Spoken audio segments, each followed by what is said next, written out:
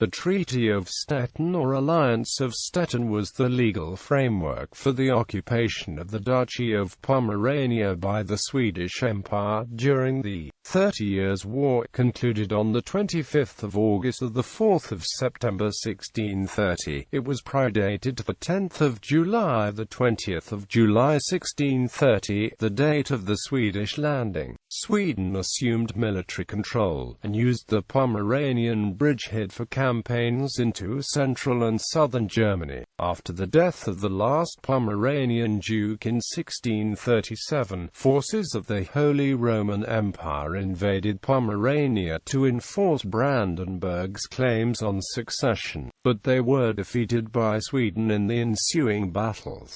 Some of the Pomeranian nobility had changed sides and supported Brandenburg. By the end of the war, the treaty was superseded by the Peace of Westphalia and the subsequent Treaty of Stettin, when Pomerania was partitioned into a western Swedish part and an eastern Brandenburgian part. Background: following the capitulation of Franzburg in 1627, the Duchy of Pomerania was occupied by forces of Ferdinand II, Holy Roman Emperor, under command of Albrecht von Wallenstein. The Swedish intervention in the 30 Years' War began with the active military support of Stralsund, a Pomeranian Hanseatic port which since the Battle of Stralsund successfully resisted imperial occupation with Danish and Swedish support. Sweden and Stralsund concluded an alliance scheduled for 20 years. The Danish campaigns in Pomerania and other parts of the Holy Roman Empire ended with the Battle of Wolgast in 1628 and the subsequent Treaty of Lubeck in 1629. Except for Stralsund, all of northern Germany was occupied by forces of the Emperor and the Catholic League. In 1629, the Emperor initiated the recatholization of these Protestant territories by issuing the Edict of Restitution. The Truce of Altmark ended the Polish-Swedish War in September 1629, releasing the military capacities needed for an invasion of the Holy Roman Empire. Plans of Gustavus Adolphus of Sweden for such an intervention were approved of by a Riksdag commission already in the winter of 1627-28. Approval by the Riksråd followed in January 1629. On the 26th of June of the 6th of July 1630, Gustavus Adolphus of Sweden with a fleet of 27 ships arrived at the island of Usedom and made landfall near Peenemund with 13,000 troops. The core of the invasion force consisted of trained peasants, recruited to the Swedish army following Gustavus Adolphus's military reforms of 1623. The western flank of the Swedish invasion force was cleared from Stralsund, which served as the basis for Swedish forces clearing Rügen and the adjacent mainland from the 29th of March until June 1630. The officially stated Swedish motives were exclusion of Sweden from the Treaty of Lubeck, imperial support for Poland in the Polish-Swedish War, liberation of German Protestantism, restitution of German liberty. The Swedish landing force faced Albrecht von Wallenstein's imperial occupation forces in Pomerania, commanded by Torquato Conti. Large parts of the imperial army were pinned down in Italy and unable to react. Wallenstein, who 2 years before had expelled the Danish landing forces at the same place, was about to be dismissed. On the 9th of July, Swedish forces took Stettin, but throughout 1630 were content with establishing themselves in the Oder estuary. The treaty and amendments. The first draft of a Swedish-Pomeranian alliance, which the Pomeranian ducal councillors had worked out since the 20th of July 1630, was rejected by Gustavus Adolphus of Sweden. A second draft was returned to the council together with a list of modifications Sweden insisted on. On the 22nd of August, actual Swedish-Pomeranian negotiations started, which Gustavus Adolphus on the 1st of September joined in person. The final negotiations lasted from 2 to 4 September. The actual agreement was made on the 25th of August or the 4th of September, but predated to the 10th of July, the 20th of July 1630.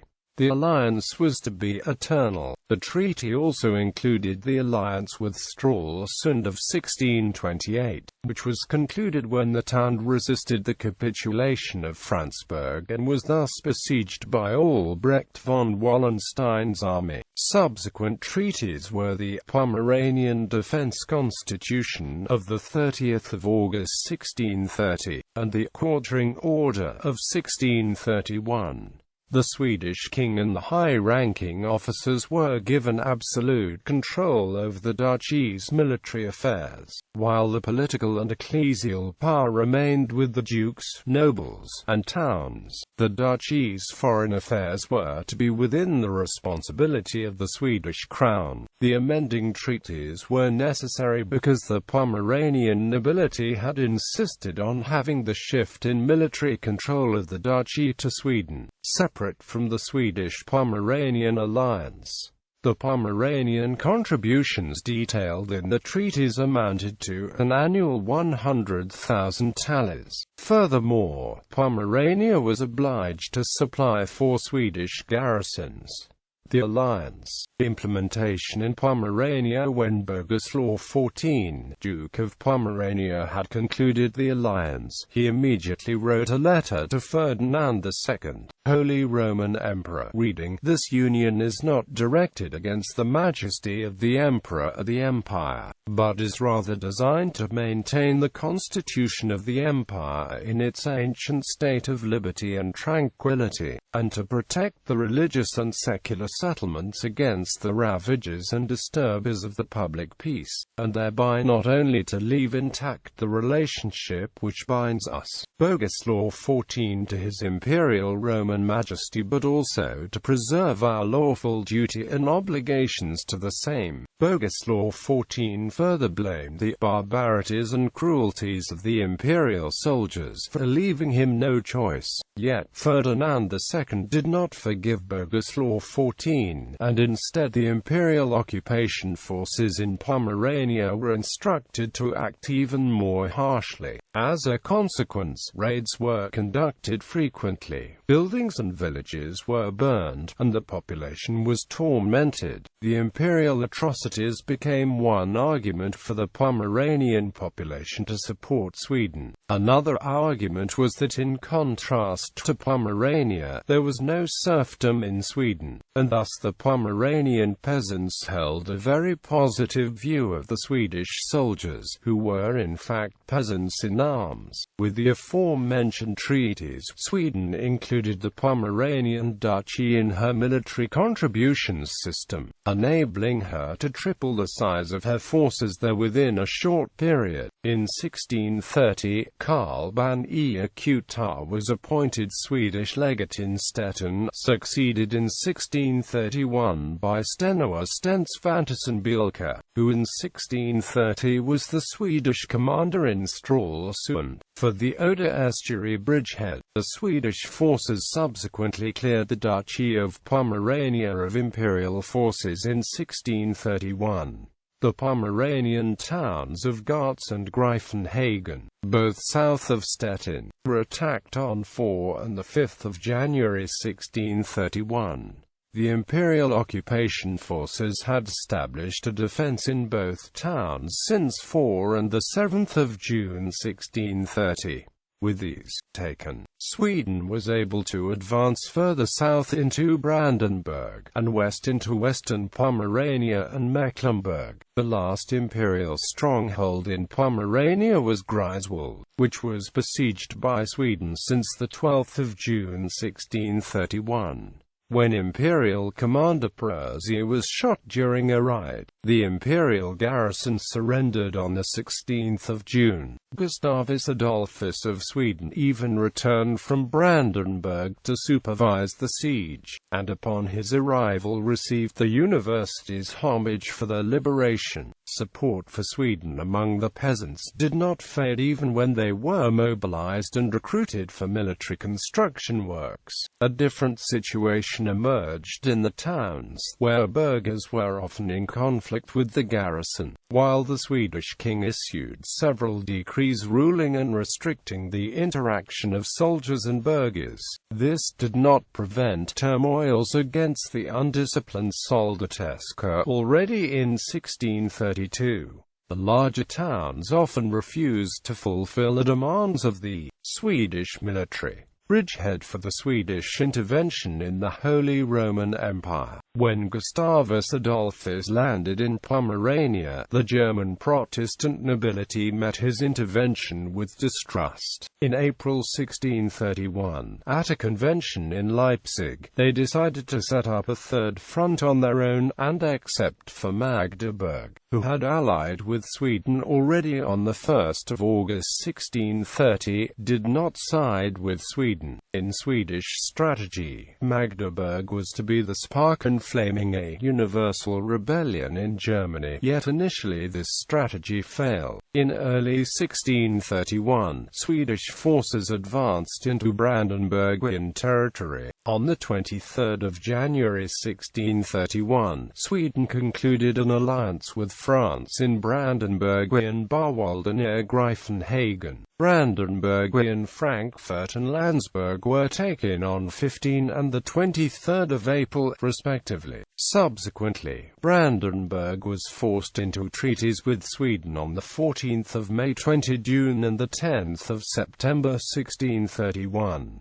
While these obliged George William, Elector of Brandenburg, to hand over control of the Brandenburgian military to Sweden, he refused to enter an alliance. Sweden was not able to support Magdeburg, and in the summer of 1631, the town was taken and looted by Johann Siklaus, Count of Tilly's forces. When a fire destroyed what was left of the town, and 20,000 inhabitants were burned, the Protestant skepsis turned into support for the Swedish king. When Tilly attacked the electorate of Saxony, the Saxon electors joined their forces with the Swedish army, and the combined forces decisively defeated Tilly in the Battle of Breitenfeld. This defeat of the combined Imperial and Catholic League forces allowed Sweden to pursue deep into Central and Southern Germany. After Gustavus Adolphus's death, Gustavus Adolphus was killed in the Battle of Lutzen on the 6th of November 1632.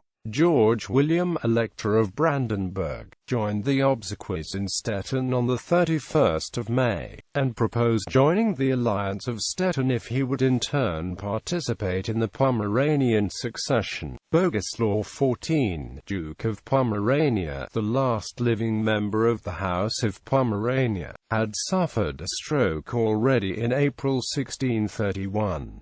Sweden neither approved nor rejected the Brandenburgian offer. On the 19th of November 1634, a regiment constitution reformed the administration of the Duchy of Pomerania. The two governments in Wolgast and Stettin resulting from the partition of 1569 had already been merged on the 18th of March. The new constitution reformed this government to consist of a proconsul, a president, and 7 members. After Sweden had to acknowledge her first serious defeat in the Battle of Nordlingen, Ferdinand II, Holy Roman Emperor, and several Protestant states concluded the Peace of Prague in May 1635.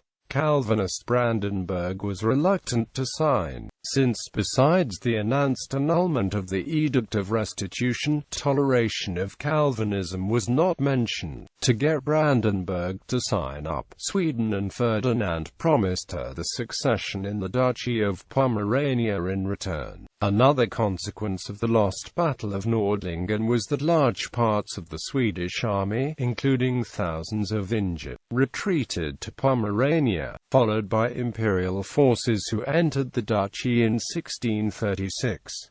The Rigsraid considered to abandon all of Pomerania except for Stralsund. Both the atrocities committed by the Swedish soldiers and the contributions paid by Pomerania for the military peak during the following years. Short of supplies, the Swedish as well as the imperial mercenaries forced the means of subsistence from the local population. In 1637, a capitulation was issued that mentions eruption and insolentia by the military, and ruled out more drastic consequences for irregular behavior of the soldiers. On the 24th of February 1637, the Pomeranian councillors decided that the Pomeranian Constitution of 1634 should remain in effect in case of the Duke's death, which was approved of by Sweden and rejected by Brandenburg. After Bogislaw XIV's death, confrontation with Brandenburg. For background information, see Brandenburg-Pomeranian conflict and Treaty of Grimnitz. On the 10th of March 1637, Bogislaw XIV died without issue. Swedish legate Sten Svantesson Bielke on the 11th of March advised the Pomeranian Council to nevertheless adhere to the Alliance of Stettin, and to reject any Brandenburgian interference. George William, Elector of Brandenburg, in turn mailed Christina of Sweden on the 14th of March to respect his succession in the Pomeranian duchy based on the treaties of Piritz and Grimnitz, on which the alliance did not have any impact. Similar letters addressed Bielke and Swedish Field Marshal Carl Gustaf Wrangel. The same day, a courier arrived in Stettin with the elector's seizure patent, who at once was incarcerated by Bielke and threatened with death by hanging. The next day, the Brandenburgian elector admonished the Pomeranian nobility to behave as his subjects. On the 19th of March 1637, a delegation of Pomeranian nobles pledged that the elector suspend his claims until a Swedish Brandenburgian agreement was reached. The elector rejected, and Bielke on the 24th of March rejected any negotiations with Brandenburg, while Bielke clarified on the 3rd of April that he does not per se challenge the Brandenburgian claim, but rather Brandenburg's disregard of Swedish claims. Wrangel on the 12th of April definitely rejected any Brandenburgian claim and advised the Pomeranian nobility to remain loyal to Sweden. George William reacted on the 28th of April, repeating his claims of the 14th of March and threatening with imperial intervention. Ferdinand II issued a patent confirming the Brandenburgian succession, and George William issued another patent on the 22nd of May. The Pomeranians assembled a Landtag between 7 and the 29th of June, where Bielke and the nobility agreed on resisting the pending Brandenburgian takeover. In August 1637, an imperial army commanded by Matthias Gallas moved toward the Pomeranian frontier with Mecklenburg, and Swedish forces were concentrated on the Pomeranian side. While Gallas withdrew in late October, imperial forces commanded by von Bredow crossed into western Pomerania on 24–25 October, taking Tribses, Lords Woolgast and Demmin. The nobles of the duchy's southern districts changed allegiance and rendered homage to the Elector of Brandenburg on the 25th of November, and several nobles from the eastern districts Stolp and Schlor met with the Elector's ambassador in Danzig and obtained permission to resettle to East Prussia on the 1st of January 1638.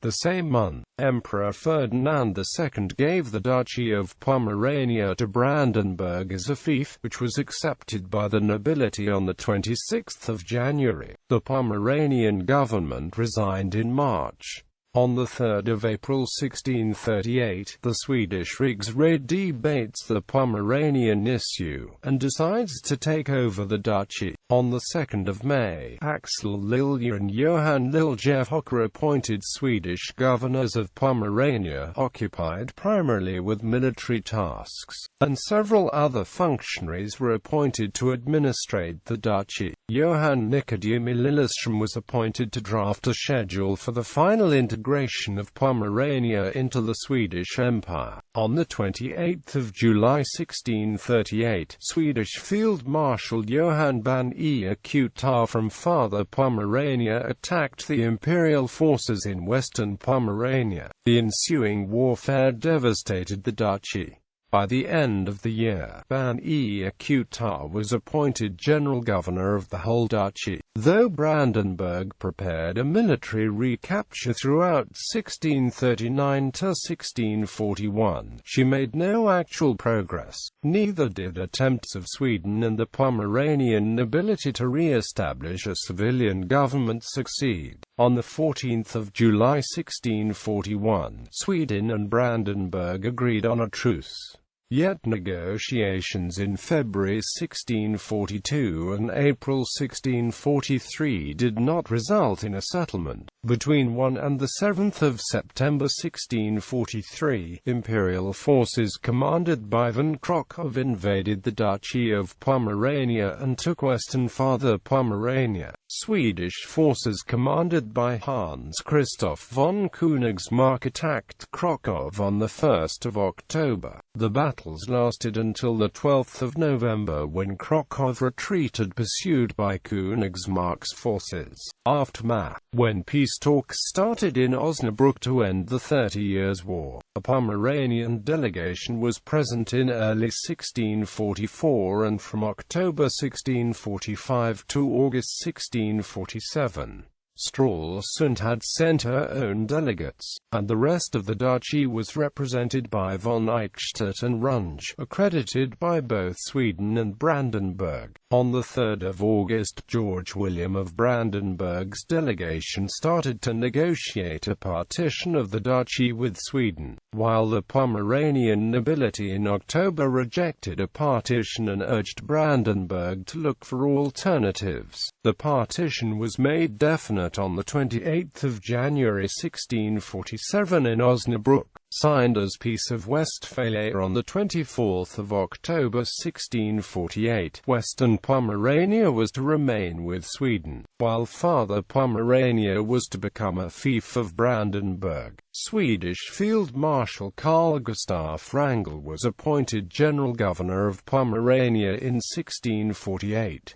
After the peace treaty, Sweden demobilized her forces in Pomerania, keeping between 2,000 and 4,000 troops. Swedish Brandenburgian negotiations about the definite frontier started in early 1650, resulting in another Treaty of Stettin which defined the exact border on 4 May 1653. Boguslaw XIV was finally buried in Stettin on 25 May 1654.